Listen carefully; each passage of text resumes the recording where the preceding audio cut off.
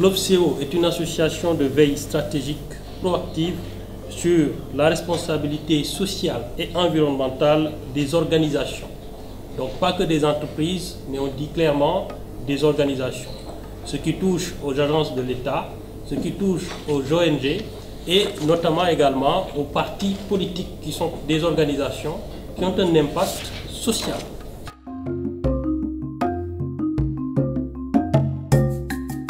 Merci bien. Donc, je disais tantôt que sur la question liée au changement climatique, je crois qu'il y a lieu de faire quelques précisions de taille. Et je ne voudrais pas que, comme beaucoup depuis plusieurs années, que ce soit simplement un slogan, une supplication du moment que les intellectuels de par le monde peuvent évoquer, juste pour entretenir les événements.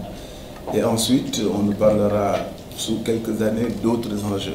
Je crois que la problématique liée au climat est beaucoup plus profonde, puisque si mes souvenirs sont exacts, depuis cette année-ci, la Terre a perdu sa capacité de régénération.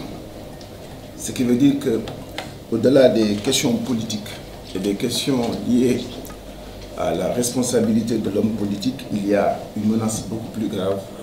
Et cette menace-là qui pèse sur chaque individu, sur quel est notre rôle et notre mission en tant que, pour les religieux responsables ou représentants de Dieu sur terre, ou pour le citoyen simple, responsable simplement de la survie de l'espèce humaine, compte tenu des enjeux qui sont les nôtres. Et pour moi, je pense qu'il y a quelque chose d'extraordinaire avec le climat, quels que soient par ailleurs les périls qui sont là-dedans, les risques que nous subissons. Il y a une chose qui est extraordinaire avec le péril climatique. Cela nous donne pour la première fois la sensation que nous sommes tous des citoyens du monde. Parce que quoi qu'on puisse dire, il est clair que les pays africains, pour ce qui nous concerne, sont les pays les moins actifs en termes de pollution.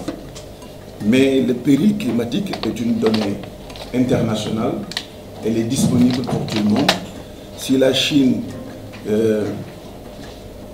produit des gaz à effet de serre à des niveaux extraordinaires, tout comme les États-Unis, ce sont les pays comme le Burkina Faso, le Sénégal et les États insulaires et beaucoup d'autres environnements qui sont les plus impactés en termes de risques climatiques. Et de ce point de vue-là, il est clair qu'au-delà des clivages politiques, des enjeux de développement, nous avons sur le climat la possibilité, cette fois-ci, de réagir en tant qu'humain, en tant qu'individu, en tant que responsable, pour pouvoir certainement poser les bases de cette nouvelle citoyenneté mondiale. On a pensé que la globalisation était l'élément moteur de cette nouvelle citoyenneté mondiale, mais je crois personnellement que c'est le climat qui risque, du point de vue des risques qu'il fait peser sur chaque individu, sur chaque État et sur la culture mondiale, qui représente, de mon point de vue, l'élément le plus structurant, si tant et si bien que nous sommes capables de développer cette fois-ci les bonnes stratégies, la bonne mesure, la bonne compréhension et surtout les actions concertées pour nous permettre de faire face. Il nous appartient, nous, hommes politiques, de pouvoir s'approprier le problème du changement climatique parce que c'est une nouvelle donne que nous subissons. Il l'a rappelé tout à l'heure. Et nous, en tant qu'hommes politiques, les partis politiques comme cadres politiques, nous devons être aussi le réceptacle de tous les problèmes que la population subit concernant le changement climatique et essayer d'y apporter des solutions idoines. Dans le cadre de notre parti, le grand parti qui vient d'être créé il y a 2 ans, nous sommes en train de rédiger notre programme de gouvernement. Je crois qu'il y a 4 mois, concernant notre contribution sur les énergies, donc le pétrole, je crois que nous sommes en train de refaire ça parce que personne n'en ignore au Sénégal, je crois qu'on a découvert le pétrole. Donc, et par rapport à ce chapitre concernant les changements climatiques, comme l'a dit tout à l'heure notre camarade, Donc des réflexions ont été apportées. Donc concernant les changements climatiques au Sénégal, qui est une nouvelle donne que nous essayons, nous en tant qu'hommes politiques, de partager ça avec la population. Nous, en tant que parti politique, notre première mission, c'est essayer de faire que la problématique de l'environnement puisse être intégrée dans l'éducation.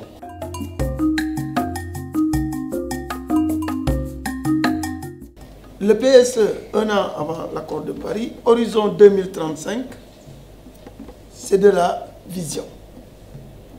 Je n'ai pas besoin de rappeler que la prise en charge de ces questions climatiques est une affaire de vision, c'est une affaire de planification. C'est dans le temps qu'on va y arriver, parce que c'est dans le temps que le phénomène s'est posé à nous. Vous avez commencé vous-même en 1896, je ne me rappelle plus, et on est en 2017. Donc ça veut dire qu'en termes de politique, il faudra de la vision, il faudra planifier la prise en charge de cette question du péril climatique.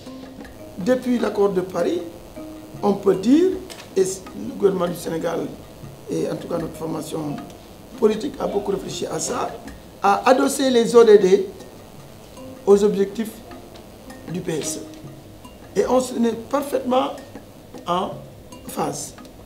L'intérêt de cette conférence, c'est de provoquer un débat sur le péril écologique pris globalement avec les leaders politiques de ce pays, notamment en faisant un focus sur les questions liées au changement climatique, avec son lot de catastrophes recensées dans ce pays, notamment l'érosion côtière, les sécheresses, l'agriculture qui connaît un déficit en termes de productivité. Tout ceci mérite d'être discuté avec des hommes qui voudraient demain diriger ce pays ou qui le dirigent déjà, pour simplement voir quelles sont les propositions qu'ils pourraient faire qui émaneraient de leur projet et ou programme politique. C'est une question éminemment importante et l'OFCEO audite quelque part ou écoute de façon plus simple les leaders politiques qui ont bien voulu venir contribuer à cet exercice. Les enjeux liés au changement climatique sont énormes. Aujourd'hui, le Sénégal est un pays en voie de développement. Ce que nous souhaitons, c'est nous développer. C'est une question légitime. Tous les décideurs politiques proposent, ou en tout cas promettent à nos populations le développement. De l'autre côté, nous sommes dans une planète qui, elle, est limitée par le changement climatique. C'est-à-dire qu'on ne peut plus, avec les mêmes modèles qui ont permis aux nations dites développées ou riches, on ne peut plus répliquer ce même type de processus pour nous développer à notre tour. Donc ce qui veut dire que les changements climatiques pourraient être un frein si on n'y réfléchit pas de façon adéquate, avec aujourd'hui tous nos engagements, notamment notre contribution prévue, déterminée, qu'on a déposée au sein des Nations Unies via la Convention cadre des Nations Unies sur les changements climatiques. Vous voyez, ça devient une question extrêmement complexe de dire qu'aujourd'hui, nous allons nous développer, sachant qu'on a des barrières qui sont là, dont celle des changements climatiques. Donc si nos hommes politiques ne sont pas imprégnés de ces questions-là, cela devient très compliqué.